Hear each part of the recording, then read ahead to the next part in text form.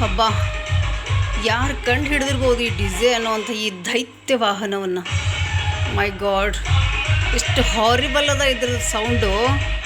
ಹಾಟು ಇಡೀ ಶರೀರನೇ ಕಂಪಿಸ್ತದಲ್ರಿ, ನಡುಗ್ತದಲ್ರಿ, ಭೂಕಂಪ ಆದವ್ರ ಥರ.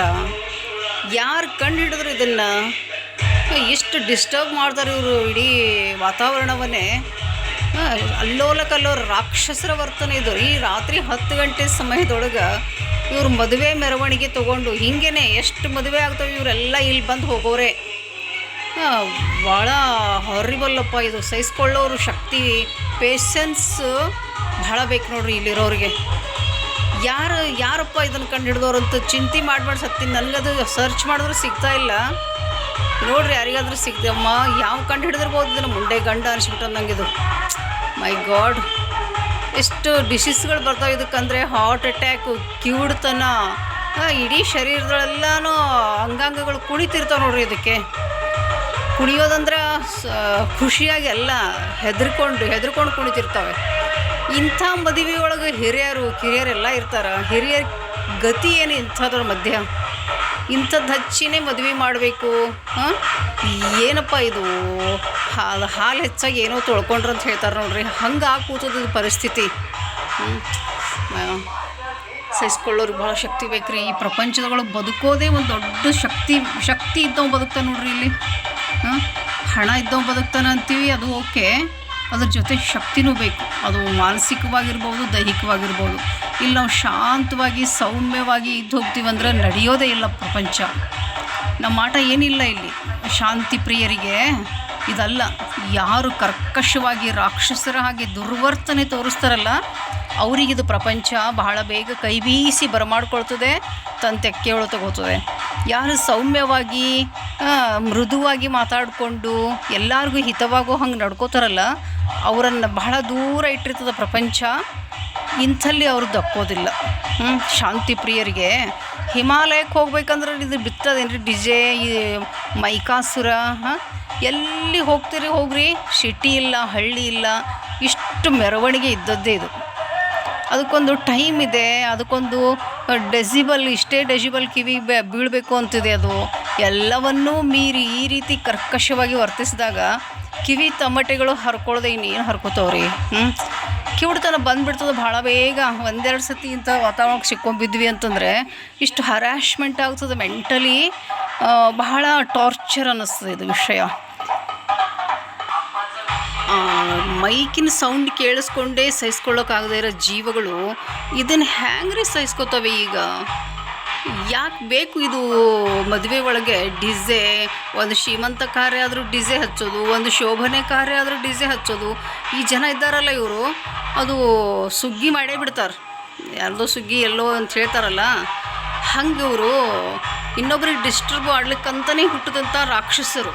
ಈ ರಾಕ್ಷಸರ ಮಧ್ಯ ಬದುಕಿ ಬಾಳೋದು ಅಂದ್ರೆ ಅಕ್ಕ ಮಹಾದೇವಿಗೂ ಇಂಥ ಅನುಭವಗಳು ಆಗಿರ್ಬೋದು ಬಹುಶಃ. ಅದಕ್ಕೇನೆ ಆಕೆ ಬೆಟ್ಟದ ಮೇಲೊಂದು ಮನೆ ಮಾಡಿ ಅಂತ ಹೇಳ, ಸಂತೆ ಒಳಗೆ ಸಣ್ಣದ ಮನೆ ಮಾಡಿ ಅಂತ ಹೇಳ.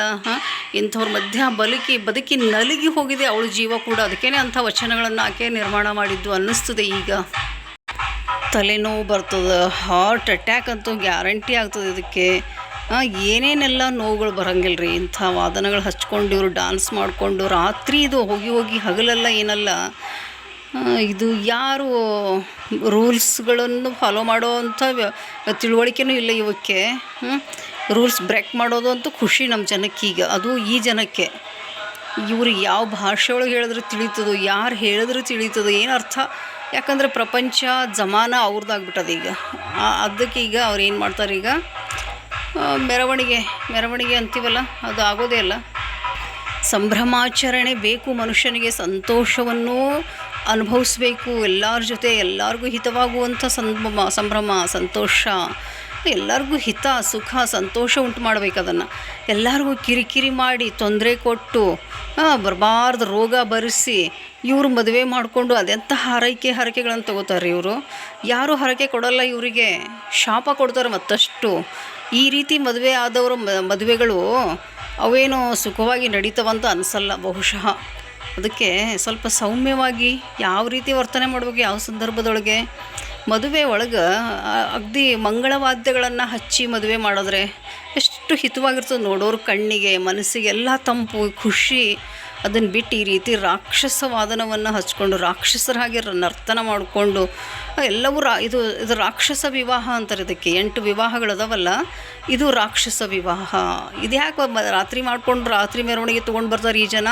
ಒಂದು 2-3 ಸತಿ ನೋಡಿದೆ ನಾನು ಈಗಿದೆ ಒಂದು 5-6 ದಿನದಾಗ. ಇದು ಯಾಕಪ್ಪ ಇಂಥ ರಾತ್ರಿ ಬರಬೇಕು ಇವರು, ಏನು ಹೇಳೋ ಹಾಗಿಲ್ಲ ಕೇಳೋ ಹಾಗಿಲ್ಲ, ಒಂಟಿ ಧ್ವನಿಗೆ ಬಲನೂ ಇರೋಂಗಿಲ್ಲ.